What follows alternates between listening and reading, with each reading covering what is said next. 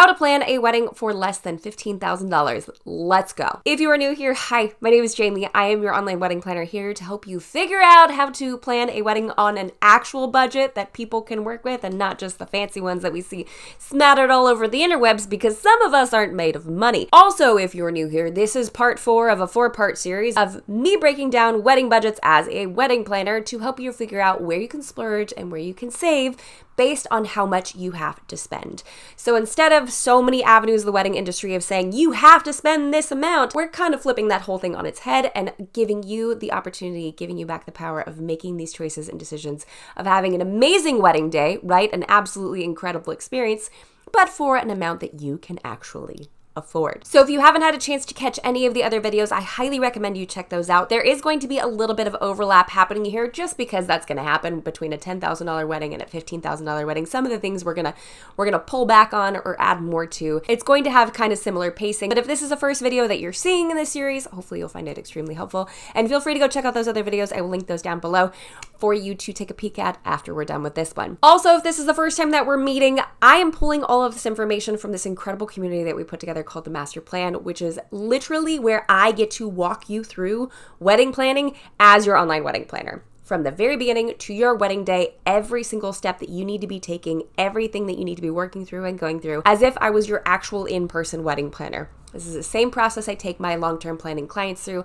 We just found a way to digitize it and turn it into a platform that works for you guys as well. So if you have yet to check out the Master Plan, please come join me. I'll go ahead and link it right up here. If you are drowning, please do not feel like you have to do this on your own. This is literally why I made this program for you, so you don't have to do this by yourself. So without further ado, let's just jump right on into it. Speaking of the Master Plan, I'm actually going to be doing this entire video based off of the budget spreadsheet that we have in there. There are literally 9 tabs to this spreadsheet alone. There is a budget spreadsheet where you can input a handful of numbers and it will spit out exactly what you should be spending in each and every single category, which in my opinion is absolutely incredible because it gives you a guideline to operate off of with the money that you have.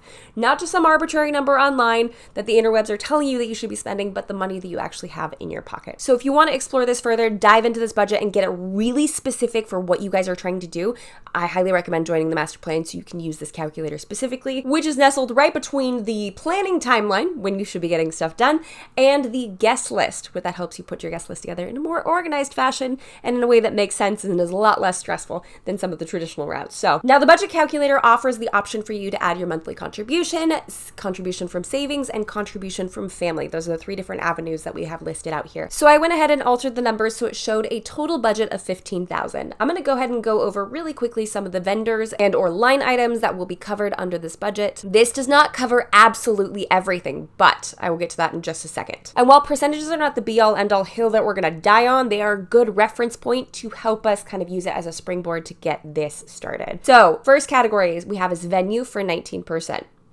because 20 just didn't work for the math for everything. Wedding coordinator, we have 5%, catering 15%, drinks at 3%, dessert at 3%, rentals at 5%, photo, video, and florals all sitting at 9%, music and or DJ at 4%, stationery at 3%, apparel at 5%, hair and makeup, if you're choosing to do so, at 1%, and miscellaneous at 10%. Now, before we jump into breaking down some of the other categories, I'm going to hyper-focus on miscellaneous for a moment. There's a reason that professionals strongly recommend and encourage setting aside 10% of your budget. That is for the, I thought I wanted to DIY this, but I don't anymore, or oops, I didn't know this fee was involved, or like, just shut up and take my money. Like, there are so many things that fall under this category. We have a whole lot of them listed in the additional expense drop-down menu that we have in this calculator as well. But you won't see things like a professional efficient in this category. If you want to, they're anywhere from like $250 to $500 that would come out of this miscellaneous budget. A lot of people we see at the $15,000 price point, though, opt for having a family member or friend become ordained online so they can legally perform the ceremony so they don't have to pay anybody for it. So that's why that one's not included. Now, let's get started with the venue, all right? So 19% of $15,000 is $2,850. While this seems super, super low, let me tell you that this is a perfectly achievable amount. I did a whole video on cheap or inexpensive wedding venues, and it just requires using some creativity. I'll go ahead and link that right up here if you guys want to go check that out, or in the description box if you want to take a peek at it after this video so we can kind of work all through this together first. For example, my husband and I got our wedding venue for gosh, was it $800 or $900? That came with tables and chairs for us to use should we have chosen to do so. We opted outside of that because we had another avenue that was very inexpensive for us. But if you can find a spot that's local to you, typically if it's government owned, it'll be a lot cheaper, which sounds a little bit funky, but like places like a community center, a local library, maybe there's a county-owned zoo that has options like this. I know where we got married in Orange County, California, there were a ton of stunning and inexpensive parks that we could have gotten married at as well.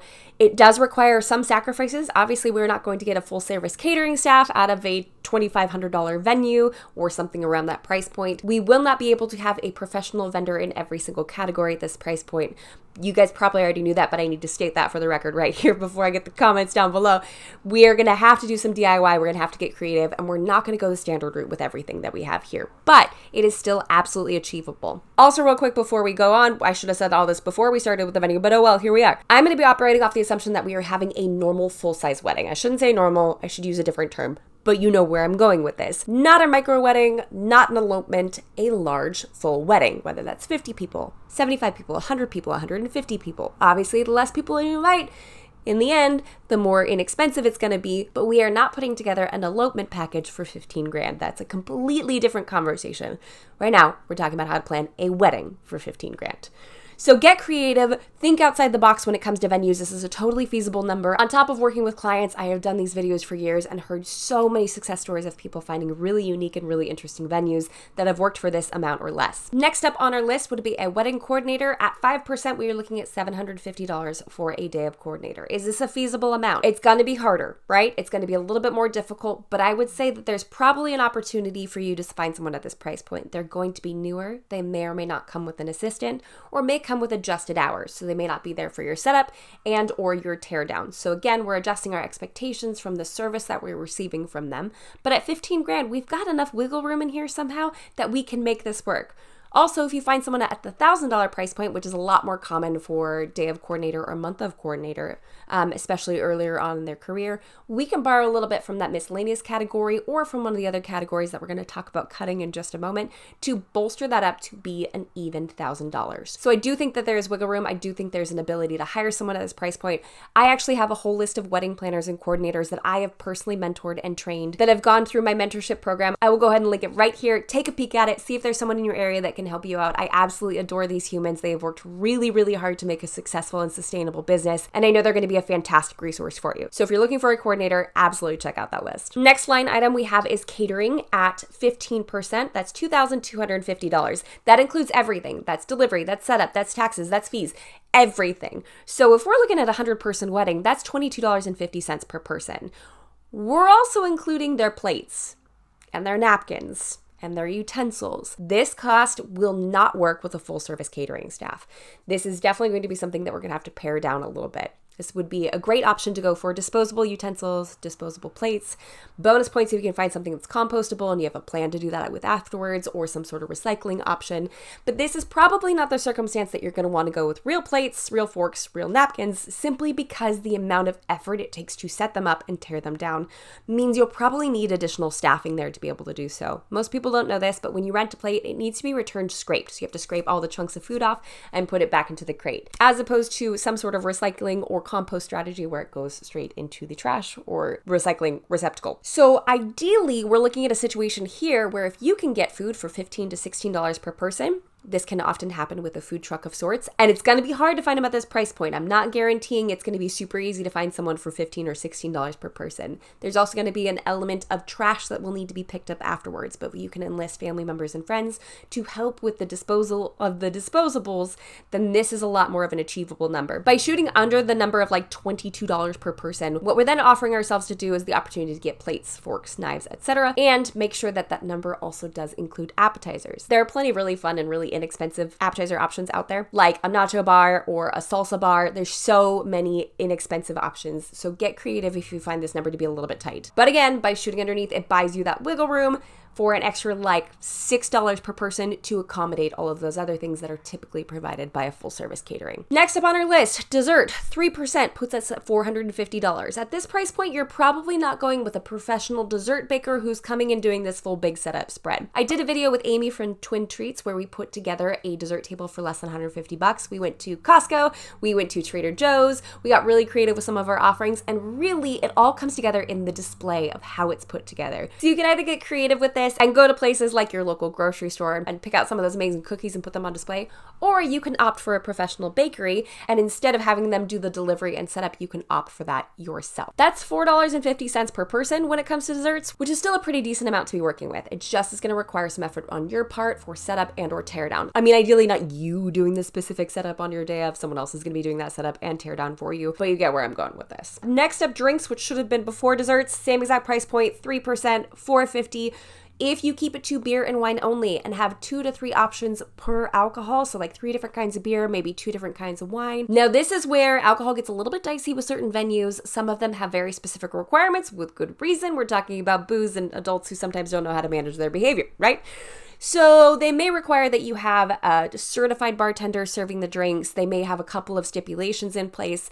It sounds kind of scary at first, especially when they start talking about liquor liability and all that kind of thing. But a lot of that can be extremely affordable. I know in our general area here in Central Texas, you can get a bartender for about $35 per hour, and they usually have like a 4-hour minimum. Oftentimes you're going to be looking at least 2 bartenders, depending on the size of your crowd, which could eat into about half of this budget. But again, if you're creative and get your drinks, much like your desserts, from a large wholesale location like Costco or Sam's Club or something of the sort, you can get quite a great selection of drinks for a very reasonable cost. Also bear in mind that this should probably include whatever sort of vessel the beverage is going to be consumed in, if that's beer in cans or beer bottles, wine, what sort of plastic or disposable or recyclable glassware is that going into, do you need cocktail napkins, and do you need ice? And this is why I love the drop-down menus that we have on the master plan budget specifically, because this one directly underneath it says alcohol, garnishes, cups and ice, beverage storage, and bartenders. So it really helps you to think through all of those details that you will need under the drinks category. Rentals, we have set at 5%, $750. Here's where things get a little bit interesting. If you can find a venue that offers tables and chairs, then likely all that you're going to be looking for is linens to rent. You might need a handful of extra tables. You might need to get a little bit creative here. But if you start your search with that in mind, you start your search looking for tables and chairs, then it can bring down that rental amount generously. If they do not offer those at your venue, you will need to bring that venue cost down a little bit or look for something that's a little bit lower to accommodate a higher rental cost.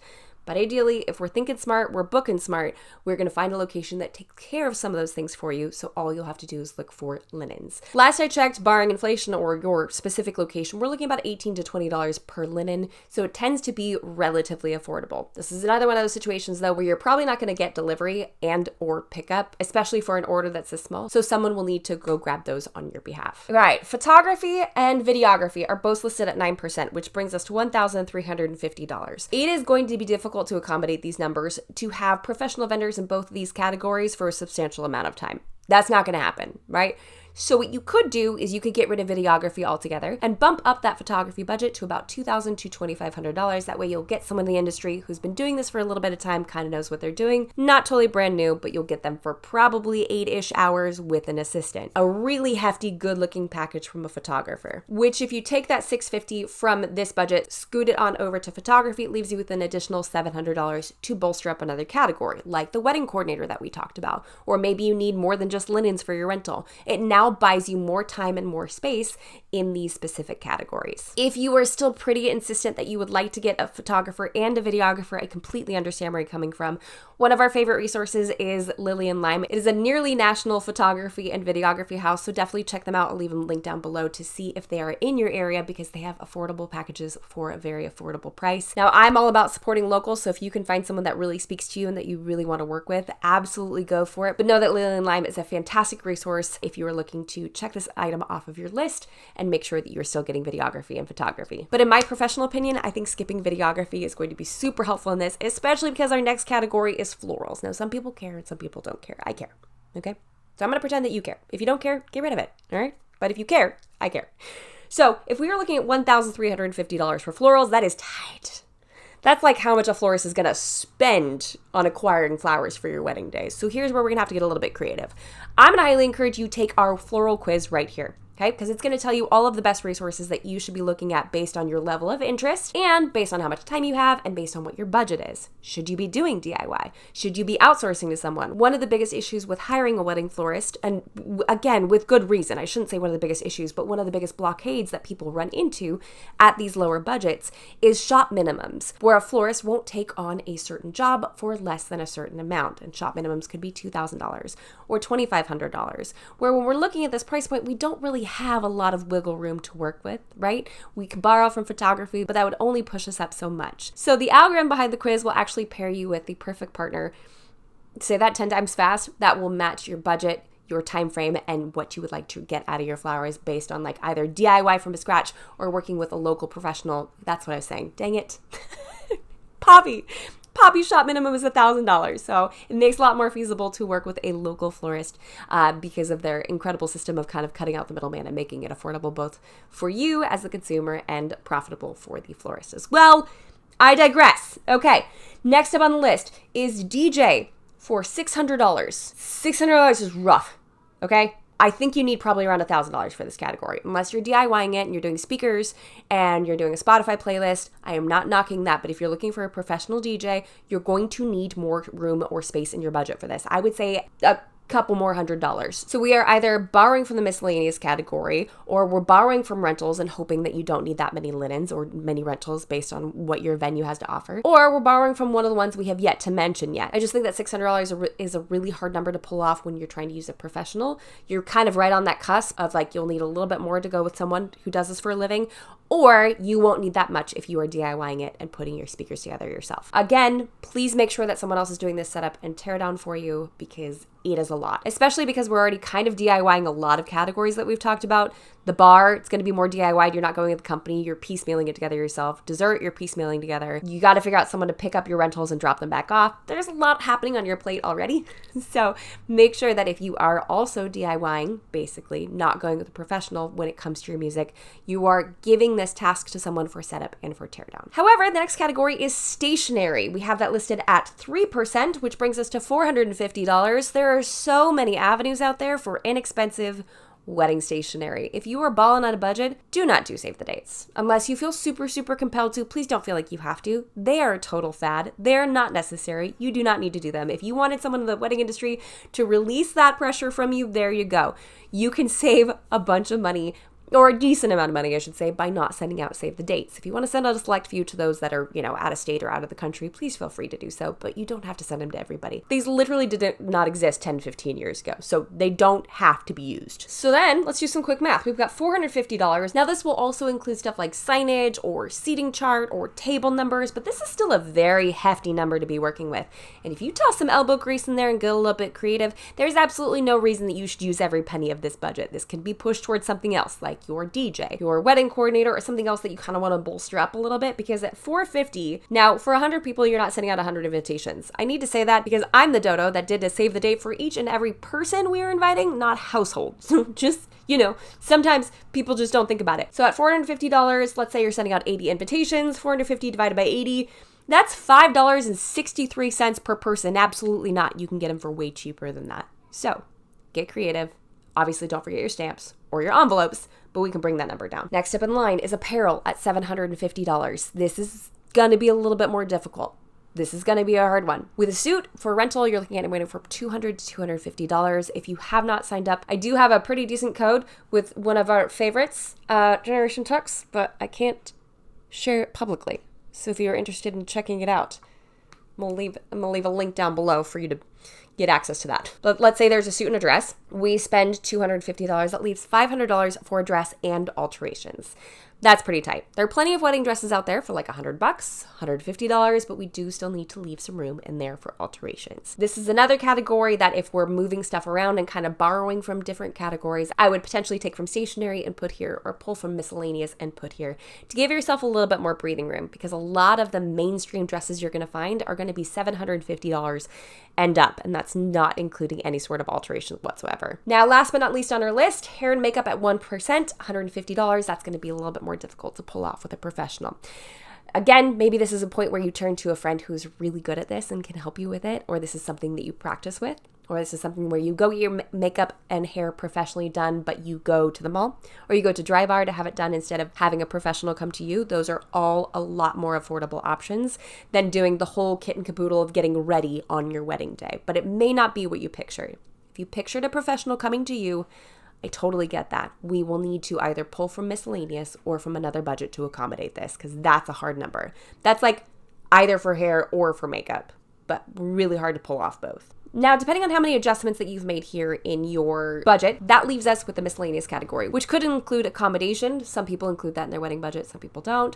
Transportation, marriage license, efficient insurance, etc. Favors, guest book, cards. Some people consider these a part of their wedding budget, some people don't. Some people think rings are a part of their wedding budget, other people's do not. So as you can see here, wedding budgets have a lot of variables to them. But if you get creative with this, if you're willing to put in some elbow grease, if you're willing to kind of maybe cut down on some of these categories and build up some of the other ones, you can still have a very, very incredible and very successful event.